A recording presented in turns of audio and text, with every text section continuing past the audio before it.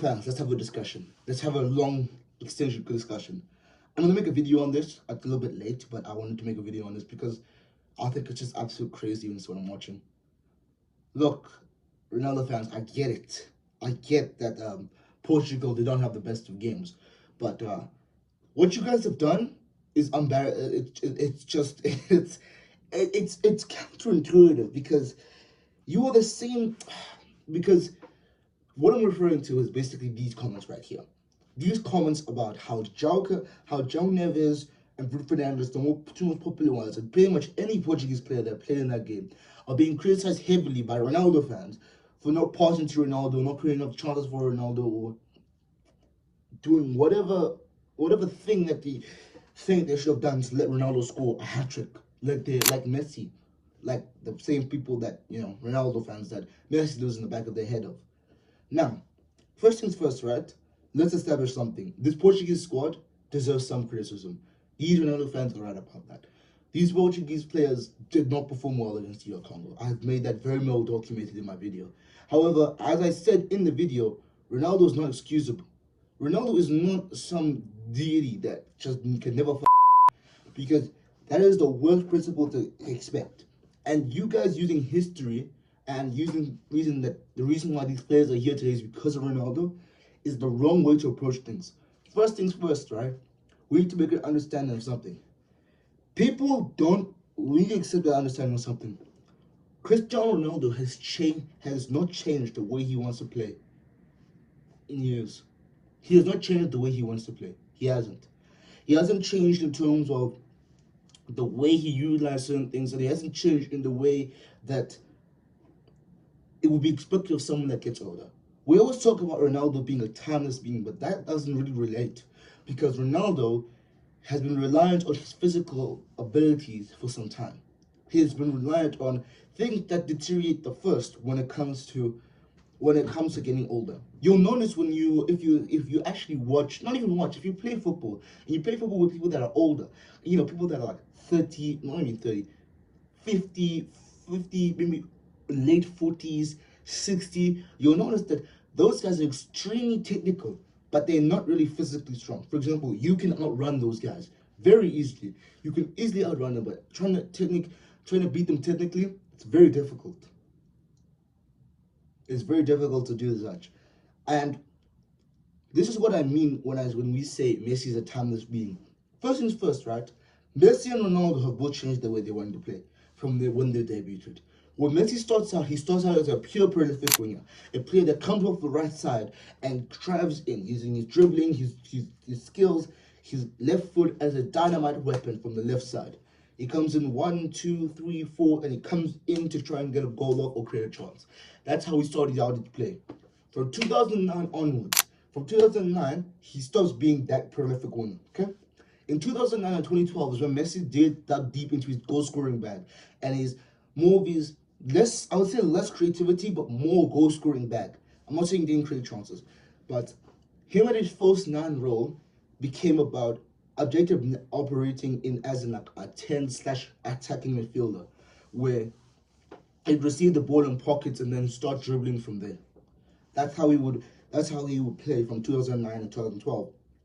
And he became a pure goal scoring forward, and some of the goal scoring records he broke have yet to be broken today. For example, no one has scored more than 91 goals in a calendar year. I remember seeing a statistic that said only 4 players in human history have gotten 60 goals, something like 60 or 40, 50 something goals without penalties, and Messi's the only person. It's just Messi in 4 different seasons.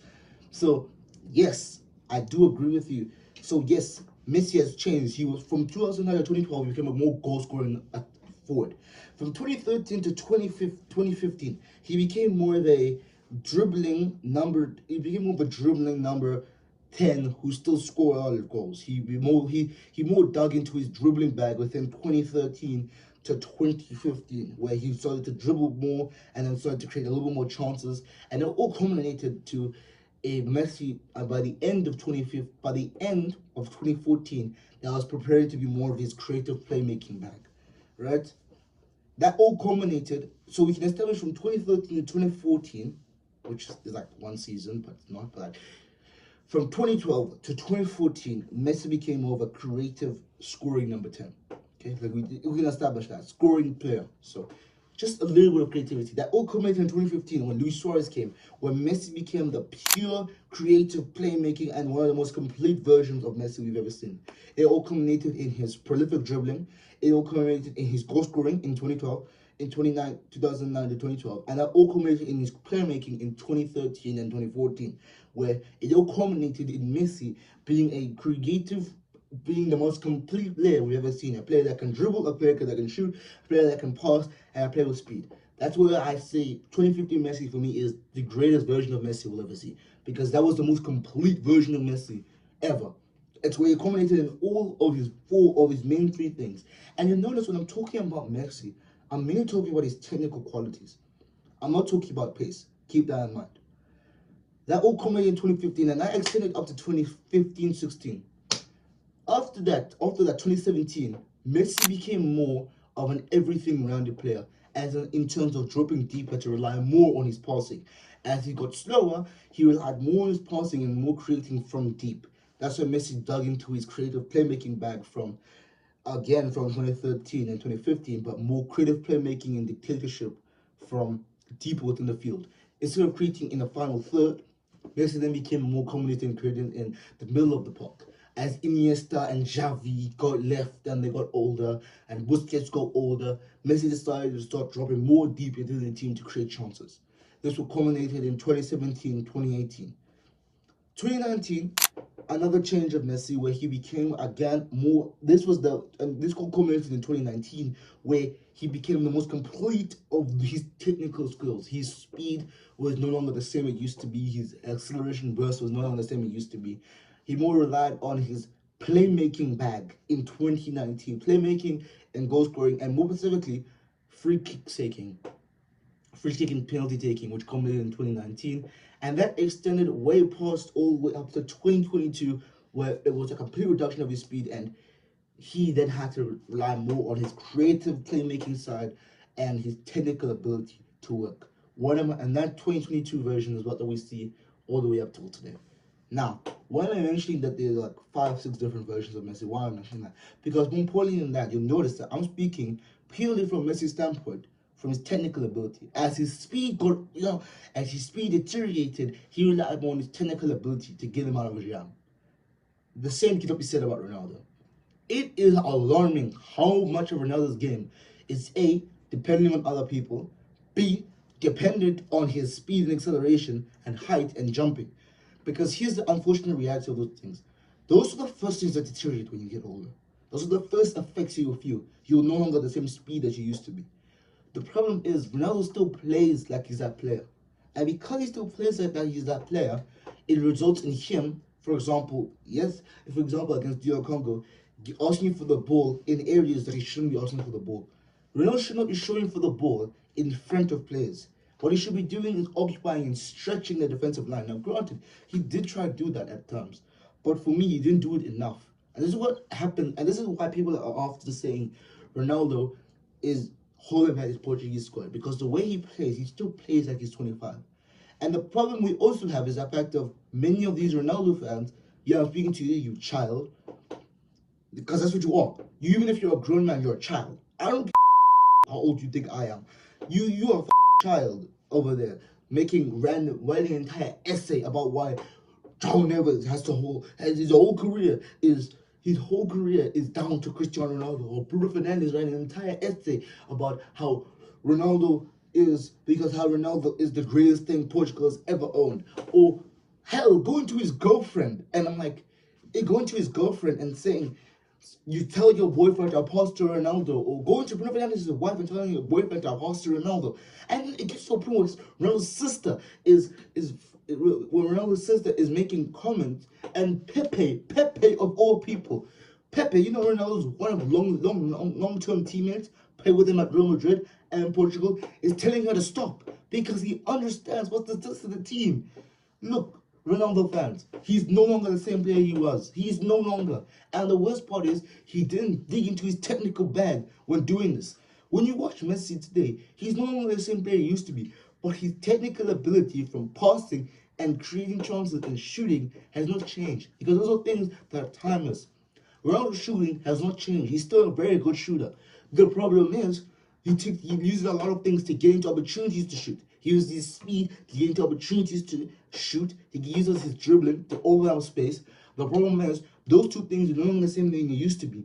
So now you're stuck with a player that is just a pure goal scorer number 9. The problem is he's never been that. He doesn't have necessarily a height to physically compete with people. He doesn't have the physical capabilities to compete with center backs. He's not one of the tallest people in relation to other center backs. This is what makes me so sad, because it's me watching a player that I used to love watching growing up slowly deteriorate. And the worst thing is he's not going out like how other players have gone out, like Zlatan, where he's not really in denial of the fact he's getting older, but he's going out in denial as if he is not getting older. And the worst part is his dickhead fan bases, these retarded, childlike fan bases, are going off the Portuguese squad. The Portuguese squad, which they have to rely on Cristiano, they have to rely on these Portugal players to create chances for Ronaldo, to score Ronaldo goals, to play make for him, because he can't do it anymore. He can't. These are the same Portuguese players that you guys are attacking, them and their families.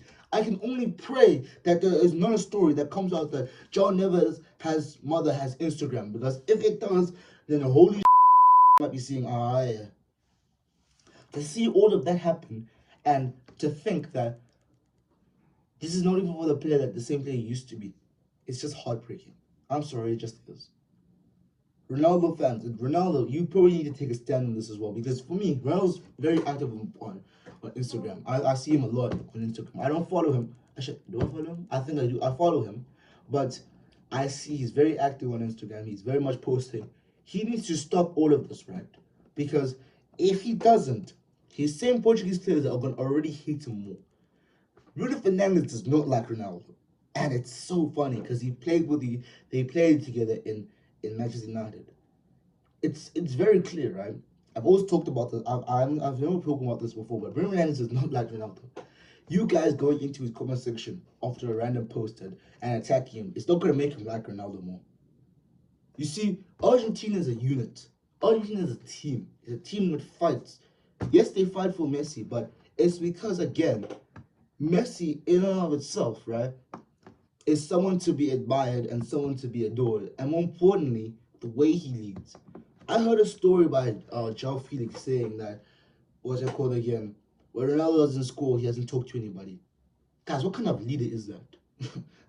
And then I saw somebody in the comment section down below saying, you don't become the greatest goal scorer of all time by being chatty or encouraging players or smiling after not scoring a goal. Guys, that's when he was a goal scorer.